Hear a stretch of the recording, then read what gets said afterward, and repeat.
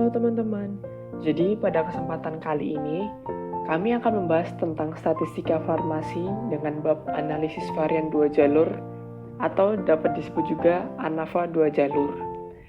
Kami dari kelompok 1, Universitas Sanata Dharma, kelas FSM G19 dengan dosen pengampu Budina Christine Ayuning Putri, MSc, APT.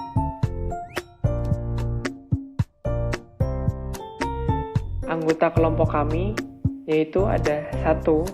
Marcelina Handoyo 198114126. Saya sendiri Ferdinandus Digus Alfredo 198114126. Ada Arkajela Girlani Atan 198114133. Stanislaus Eri 198114135.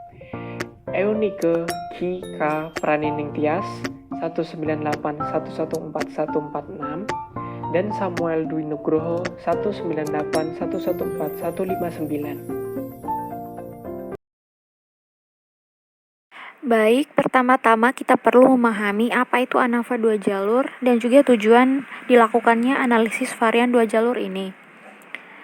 Analisis varian dua jalur atau yang kita sebut dengan ANAVA dua jalur merupakan ANAVA yang memiliki dua variabel bebas.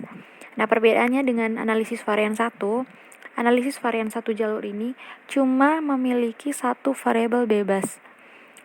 Tujuan dari analisis varian dua jalur ini itu untuk mengetahui ada atau tidaknya pengaruh masing-masing variabel bebas terhadap respon. Kemudian, untuk mengetahui ada atau tidaknya pengaruh interaksi antara dua variabel tersebut terhadap respon.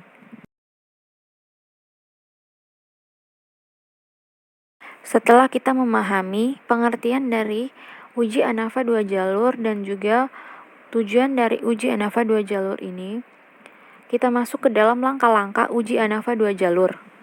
Langkah yang pertama yaitu melakukan analisis deskriptif. Dalam analisis deskriptif ini, yang perlu kita lakukan yaitu menentukan banyaknya data dari setiap kelompok kecil, banyaknya data secara keseluruhan, kemudian jumlah data dari kelompok kecil, jumlah data secara keseluruhan, dan juga rata-rata dari setiap kelompok kecil. Langkah yang kedua yaitu melakukan perhitungan jumlah kuadrat.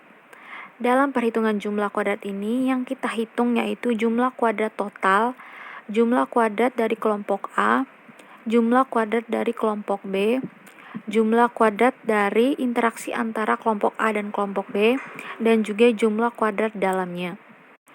Kemudian langkah yang ketiga yaitu menghitung derajat bebasnya. Nah, derajat bebas yang kita hitung yaitu derajat bebas dari kelompok A, derajat bebas dari kelompok B, derajat bebas dari interaksi kelompok A dan kelompok B, derajat bebas total, dan juga derajat bebas dalam. Kemudian langkah yang keempat yaitu menghitung kuadrat rata. Kuadrat rata yang kita hitung yaitu kuadrat rata dari kelompok A, kuadrat rata dari kelompok B, kuadrat rata dari interaksi kelompok A dan kelompok B, dan kuadrat rata dalamnya. Dan langkah yang terakhir yaitu menghitung nilai F dan menentukan F tabelnya. Dalam menghitung nilai F ini, yang kita perlu tentukan yaitu F hitung dari kelompok A, F hitung dari kelompok B, dan F hitung dari kelompok interaksi antara A dan B. Nah, kesimpulan yang dapat kita ambil dapat ditentukan dengan syarat sebagai berikut. Jika F hitungnya lebih besar daripada F tabel, maka ada perbedaan signifikan yang terjadi terhadap variabel tergantungnya oleh variabel bebasnya. Kemudian syarat yang kedua, jika F hitungnya lebih kecil atau sama dengan F tabel, maka tidak ada perbedaan signifikan yang terjadi terhadap variabel tergantung oleh variabel bebasnya. Nah, untuk lebih memahami mengenai ANAVA dua jalur, kita masuk ke dalam soal. Pada praktikum farmasi fisika, Anda melakukan uji stabilitas terhadap tablet Ambroxol. Uji stabilitas ini dilakukan dengan memaparkan tablet Ambroxol dalam variasi suhu dan durasi pemanasan. sehingga diperoleh data konsentrasi obat yang dinyatakan dalam persen sebagai berikut. Dari data ini dapat kita lihat varian suhunya itu antara 25 derajat Celcius dan juga 40 derajat Celcius. Kemudian durasi pemanasannya 20 menit dan 40 menit. Nah, tujuan untuk dilakukannya uji ANAFA dari soal ini yaitu untuk melihat apakah ada perbedaan yang signifikan yang terjadi terhadap variabel tergantungnya ini oleh variabel bebasnya ini. Langkah pertama yang kita lakukan yaitu analisis deskriptif. Dari data ini dapat kita lihat bahwa ia memiliki 2 variabel bebas dan 1 variabel tergantung. Variabel bebasnya yaitu durasi waktu dan juga suhu, sedangkan variabel tergantungnya yaitu kadar obat. Kemudian, dari analisis deskriptif ini, yang perlu kita jelaskan yaitu banyaknya data dari kelompok kecil, banyaknya data secara keseluruhan, kemudian jumlah data dari setiap kelompok kecil, jumlah data dari setiap kelompok secara keseluruhan, dan juga rata-rata dari setiap kelompok kecil. Pada kelompok yang pertama yaitu pada suhu 25 derajat Celcius dengan durasi waktu 20 menit, banyaknya data yaitu 5, jumlah dari datanya itu 4,82 dan rata-ratanya itu 0,964. Kemudian pada kelompok yang kedua, pada suhu 40 derajat Celcius dalam durasi waktu 20 menit, banyaknya data yaitu 5, jumlah datanya sebesar 4,62 dan rata-ratanya 0,852. Kemudian pada kelompok yang ketiga, pada suhu 25 derajat Celcius dalam durasi waktu 40 menit, banyaknya data adalah 5, jumlah datanya 3,4 dan rata-ratanya 0,964. Kemudian pada kelompok yang terakhir yaitu pada suhu 40 derajat Celcius dalam waktu 40 menit, banyaknya data yaitu 5, jumlah data dari kelompok tersebut yaitu 2,05, rata-ratanya sebesar 0,852.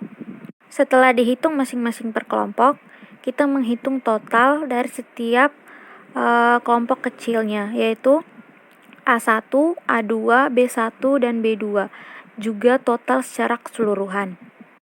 Pada bagian A1, kita dapat lihat secara horizontal di mana banyaknya data sebesar 10 dan juga jumlah datanya yaitu 9,08. Begitu juga dengan A2, dapat kita lihat secara horizontal di mana totalnya itu dari banyak data yaitu 10, kemudian jumlah datanya itu 5,45. Lalu pada bagian B1 dan B2 kita lihat secara vertikal. Dari B1 dapat kita lihat banyaknya data secara total yaitu sama dengan 10. Kemudian jumlah datanya itu ada 8,22. Kemudian pada B2 jumlah datanya itu ada 10. Jumlah datanya itu ada 6,31 dan juga banyaknya data sebesar 10. Jika kita totalkan secara keseluruhan, banyaknya data dari setiap kelompok A1, A2, B1, dan B2 yaitu sebesar 20 dan juga jumlah data secara keseluruhan atau jumlah totalnya itu 14,53.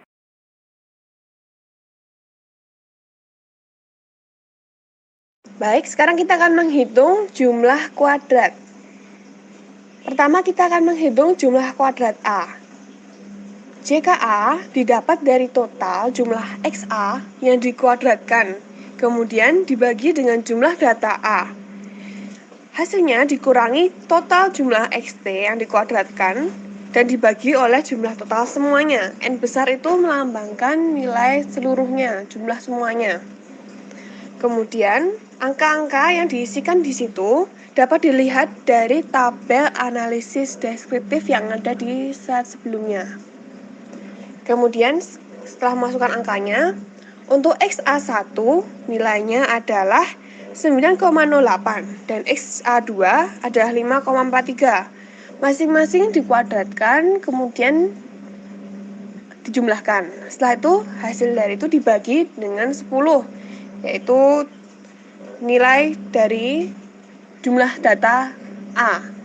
Kemudian hasilnya dikurangkan dengan total XT yang dikuadratkan, yaitu 14,53 dikuadratkan dibagi dengan 20, yaitu total nilai semuanya. Total jumlah semua data. Kemudian hasilnya yaitu 11,215 dikurangi 10,556 adalah 0,659. Kemudian untuk JKB itu menggunakan rumus yang sama dengan JKA. Namun yang berbeda yaitu jika kita sebelumnya menghitung dengan data A, sekarang kita akan menghitung dengan data B. Pada total XB, kita menghitung nilai B1 yang dikuadratkan. Kemudian ditambah nilai B2 yang dikuadratkan dan dibagi dengan total data B yaitu 10. Hasilnya dikurangi dengan total XT yaitu 14,53 sama dengan yang JKA tadi dikuadratkan dan dibagi 20. Hasilnya itu 10,738 dikurangi dengan 10,556. Setelah dihitung secara matematika, maka hasilnya adalah 0,182.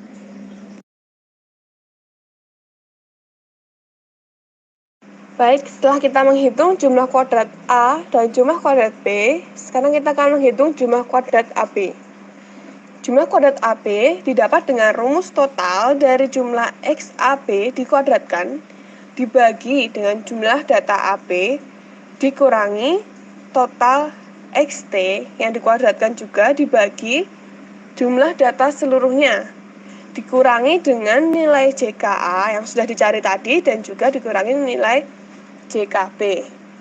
Kemudian untuk jumlah XAB ini agar lebih mudah mengerjakannya, kita akan jabarkan menjadi jumlah A1B1 dikuadratkan dibagi jumlah data A1B1 ditambah dengan jumlah XA1B2 dikuadratkan dulu, kemudian dibagi nilai data A1B2 ditambah sigma dari XA2 dan B1 dikuadratkan dibagi dengan jumlah data A2B1 ditambahkan dengan jumlah XA2B2 yang dikuadratkan dibagi jumlah data A2B2.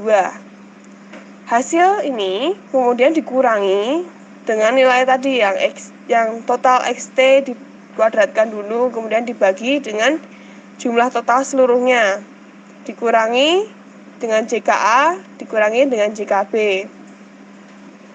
Kemudian data XA1B1 itu kita bisa lihat dari tabel deskriptif tadi adalah 4,82 yang kemudian dikuadratkan dibagi jumlah totalnya data tersebut adalah 5. Kemudian untuk XA1B2 yaitu adalah 4,62 dikuadratkan kemudian dibagi 5. Kemudian untuk jumlah XA2B1 adalah 3,4 yang dikuadratkan kemudian dibagi 5. Kemudian jumlah data XA2B2 yaitu 2,05 dikuadratkan dibagi 5. Untuk jumlah XT-nya sama dengan yang digunakan di perhitungan jumlah kuadrat A dan jumlah kuadrat B, yaitu 14,53 dikuadratkan dibagi 20. Kemudian hasil ini dikurangkan dengan nilai JKA tadi 0,659 dikurangkan dengan JKB 0,182. Sehingga setelah dihitung secara matematika akan didapatkan hasil 0,671. Kemudian setelah menghitung jumlah kuadrat tersebut, sekarang kita bisa menghitung jumlah kuadrat dalam. Jumlah kuadrat dalam disingkat menjadi JKD, yaitu rumusnya adalah JKT dikurangi JKA dikurangi JKB dikurangi JKAB. tinggal memasukkan data dari perhitungan yang sudah kita hitung sebelum-sebelumnya, yaitu 0,878 dikurangi 0,659 dikurangi 0,182 dikurangi 0,671, yang hasilnya adalah negatif 0,634.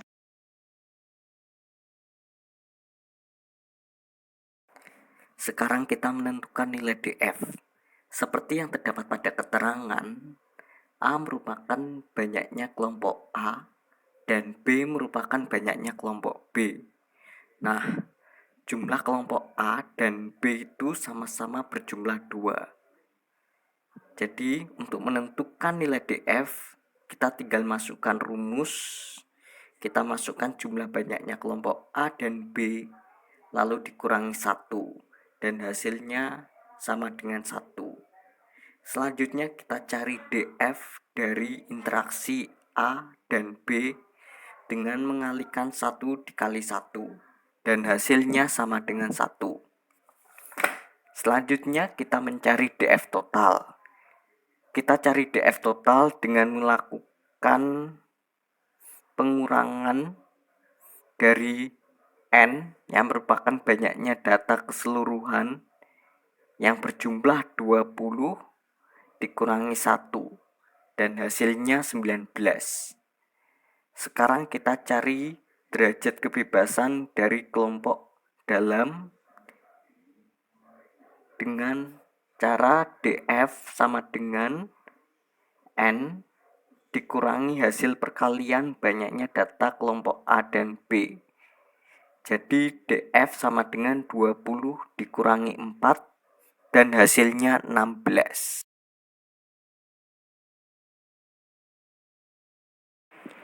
Langkah selanjutnya yaitu menentukan mean score-nya atau kuadrat reratanya. Rumus dari kuadrat rata itu sendiri yaitu jumlah kuadrat dari suatu kelompok dibagi dengan derajat bebas dari suatu kelompok. Nah, dapat kita lihat dari sini bahwa kuadrat rata dari kelompok A yaitu 0,659, kuadrat rata dari kelompok B yaitu 0,182, kuadrat rata dari kelompok antara A dan B yaitu 0,671, dan kuadrat rata dalamnya sebesar 0,040.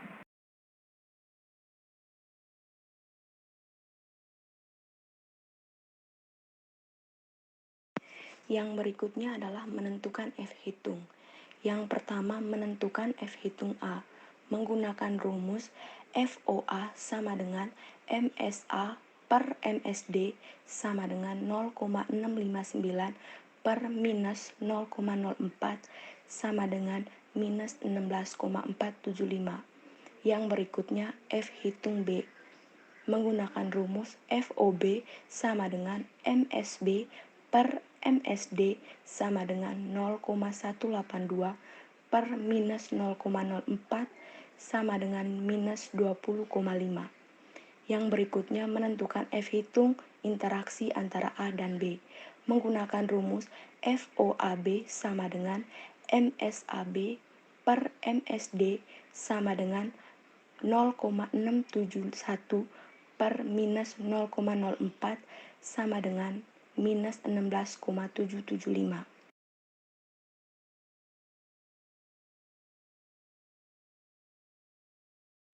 Langkah yang berikutnya adalah menentukan F-tabel. Pada pengujian ini kami menggunakan taraf kepercayaan 95% sehingga kami menggunakan F-tabel 0,05. Yang pertama, penentuan F-tabel untuk kelompok A, di mana DF1-nya sama dengan 1 dan DF2-nya sama dengan 16, sehingga diperoleh F-tabelnya sama dengan 4,49. Yang berikutnya, penentuan F-tabel kelompok B, di mana DF1-nya sama dengan 1 dan DF2-nya sama dengan 16, sehingga diperoleh F-tabelnya sama dengan 4,49. Yang berikutnya, penentuan F-tabel untuk interaksi A dan B, di mana DF1-nya sama dengan 1 dan DF2-nya sama dengan 16, sehingga diperoleh F-tabel sama dengan 4,49.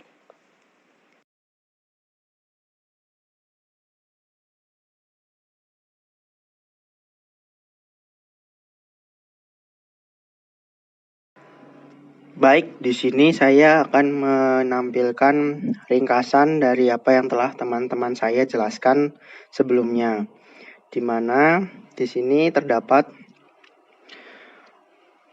tabel yang menyatakan semua yang dibutuhkan untuk uji ANAFA 2 jalur di sini, di mana sumber variasi seperti antar A dan A DF-nya 1, jumlah kuadrannya 0,659, min square-nya 0,659, F hitungnya minus 16,475, dan F tabelnya 4,49.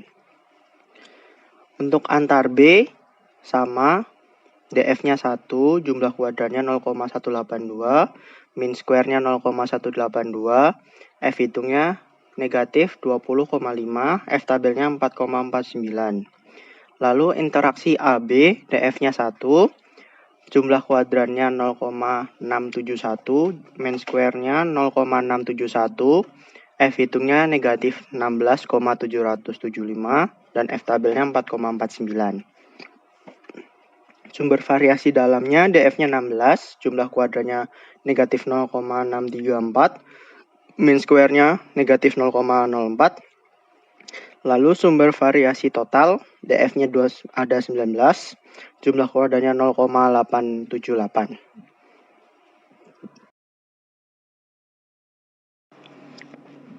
Sekarang saya akan memaparkan kesimpulan dari uji ANAFA 2 jalur yang telah kami kerjakan. 1. F hitung A lebih kecil daripada F tabel, sehingga dapat disimpulkan bahwa tidak ada perbedaan yang signifikan terhadap kadar obat berdasarkan suhunya. 2.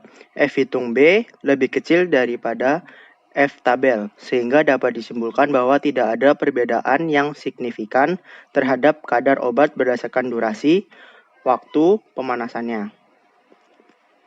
3. F hitung AB lebih kecil daripada F tabel, sehingga dapat disimpulkan bahwa tidak ada perbedaan yang signifikan terhadap kadar obat berdasarkan interaksi antara suhu dan durasi waktu pemanasannya.